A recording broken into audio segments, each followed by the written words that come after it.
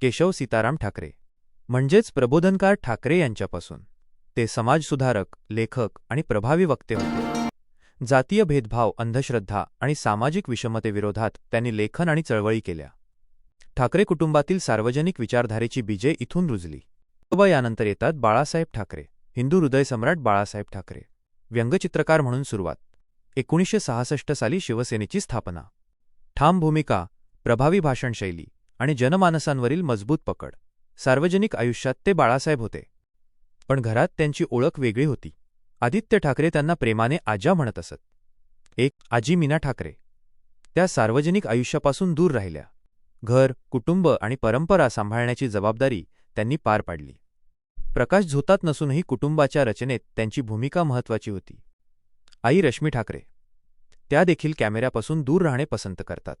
सार्वजनिक कार्यक्रमांत उपस्थित असल्या तरी त्या प्रसिद्धीपासून दूर राहतात. आदित्य ठाकरे यांनी एका मुलाखतीत सांगितले होते की त्यांची आई त्यांना नेहमी जमिनीवर ठेवते. त्यांना वास्तवाचे भान ठेवण्याचे काम करते. राजकीय वारसा असला तरी कुटुंबातील साधेपणा टिकवून ठेवण्यात त्यांची भूमिका महत्त्वाची मानली जाते. वडील उद्धव ठाकरे. शांत, संयमी आणि मितभाषी नेतृत्वशैली. छायाचित्रण, विशेषतः वन्यजीव छायाचित्रण हा त्यांचा छंद आहे. आदित्य यांचा धाकटा भाऊ तेजस ठाकरे. ते राजकारणापासून दूर आहेत. वन्यजीव अभ्यास आणि संशोधनाशी त्यांची विशेष आवड आहे. ते सार्वजनिक मंचावर कमी दिसतात आणि तुलनेने मितभाषी व कॅमेऱ्यापासून दूर राहणारे म्हणून ओळखले जातात.